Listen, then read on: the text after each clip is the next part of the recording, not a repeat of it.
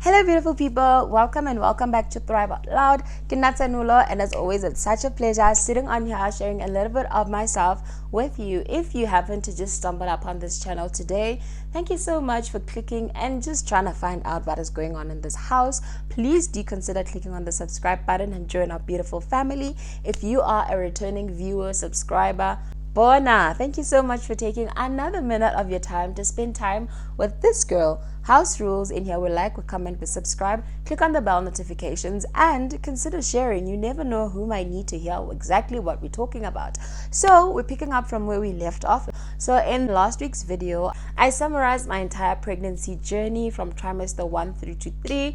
In today's video, I promise that I will be giving you some hacks, some tips and tricks, things that worked for me during my pregnancy, things that might work for you. Do remember that I'm not a registered professional. Take what you need, take what works for you, and leave what doesn't. Eat the meat, spit out the bones. Let's get to today's topics. Okay, let's do this. In 3, 2, 1. It's Thrive time.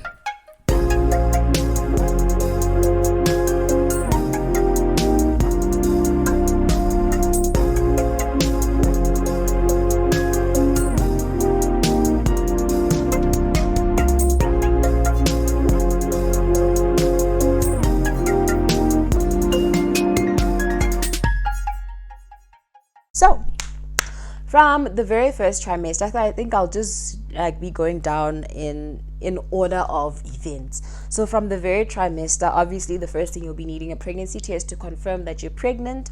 Once you have that, you now need to decide on your healthcare provider where you'll be going for your regular doctor's checks to check on you, check on the baby, this and this and that. In the first trimester still. So now that is out of the way, then we get to the first trimester. If you are a person who experiences a lot of nausea, a lot of morning sickness, I would highly recommend the ginger, I can't recall what it's called, but it's this anti-nausea ginger candy. So I got mine from Dischem. I will leave all the links down below. Don't be worried about searching for it now. So it was my GP who had recommended that I get those because I had quite a lot of nausea and quite a lot of throwing up, and I couldn't really keep much down, which was worrisome because it means your body's not retaining much vitamins and it means the baby is obviously not getting enough.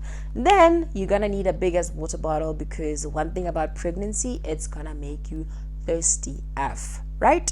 Now that is what worked for me in the first trimester.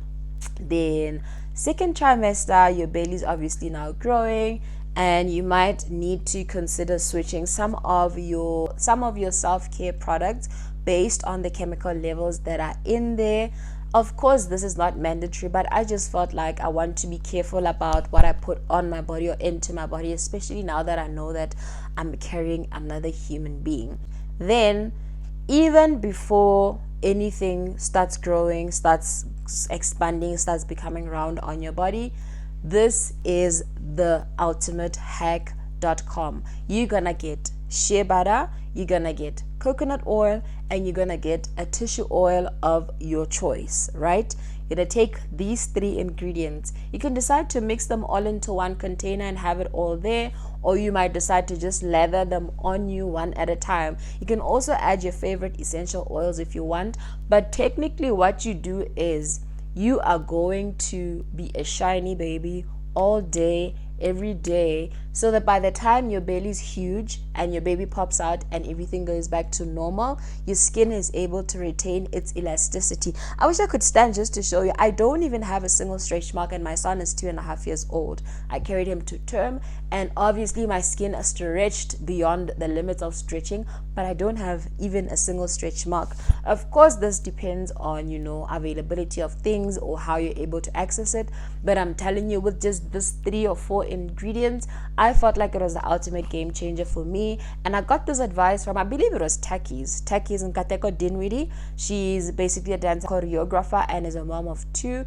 And baby girl literally gave birth and everything snapped back and there was not a single sign of a stretch mark. And I was like, that is the hill I'm dying on, that one. That is the hill I'm dying on. So I'm telling you, keyword to avoiding stretch marks is hydrating and moisturizing your skin. Keyword hydration or moisturizing. Like, just rather be sticky and have the moisture peeking from your clothes and have the moisture leaking from your clothes than being ashy and itchy. Because the thing about a growing belly or skin that's stretching is that it becomes really itchy. Obviously, this is new territory for your skin. It's becoming irritated, it's being stretched beyond, and it will get itchy. I'm not gonna lie about that.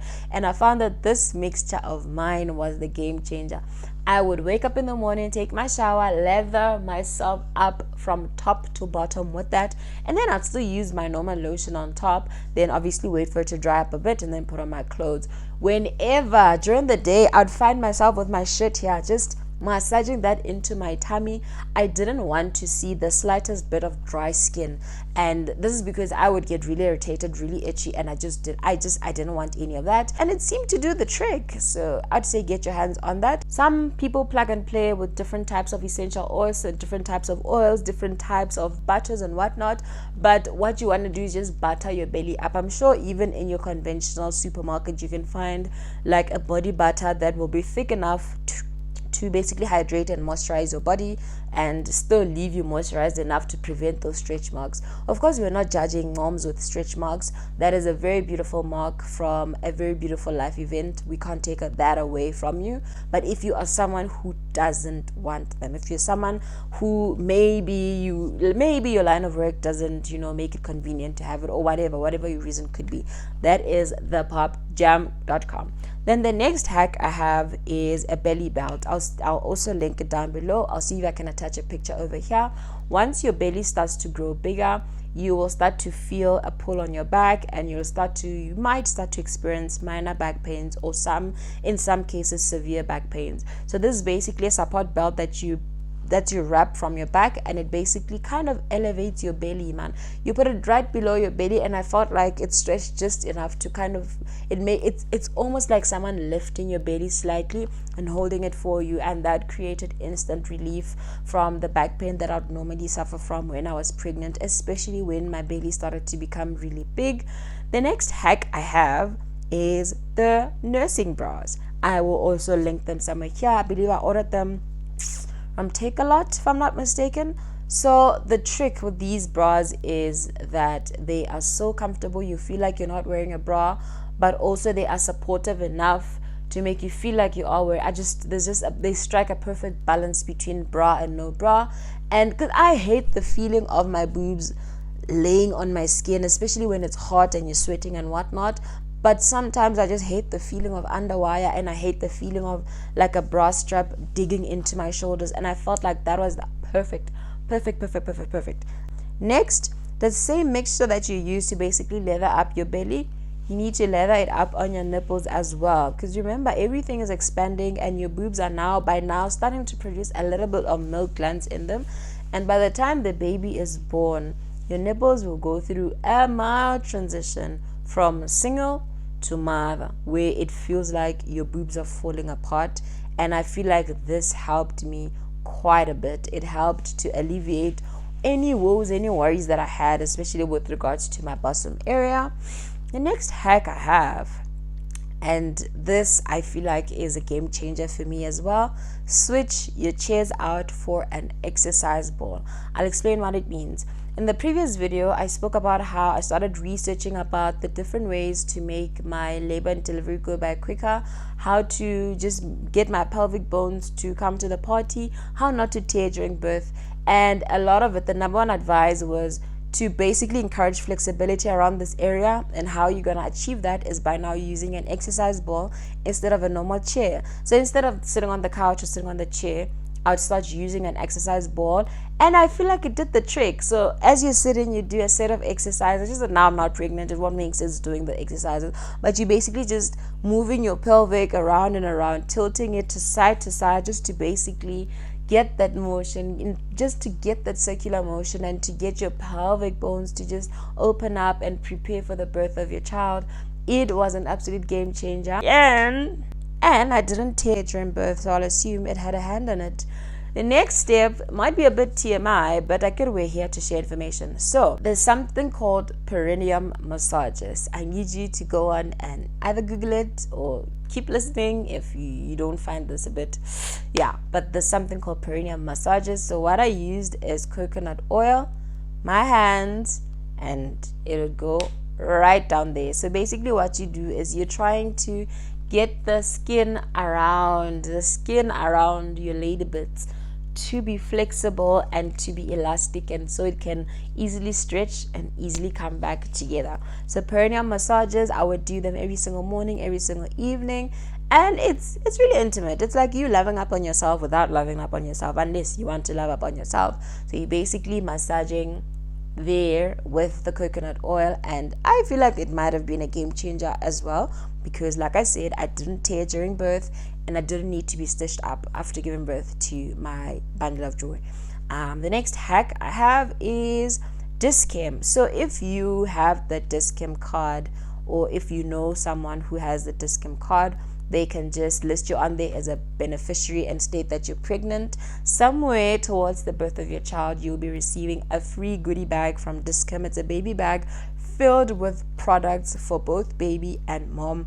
And I feel like out of everything and all the gifts that I had been receiving, from friends and whatnot, this also adds the cherry on top, because it has everything in this miniature in this, and it has a mini version of everything. I feel like it's a perfect portion size to use, especially to pack in your hospital bag.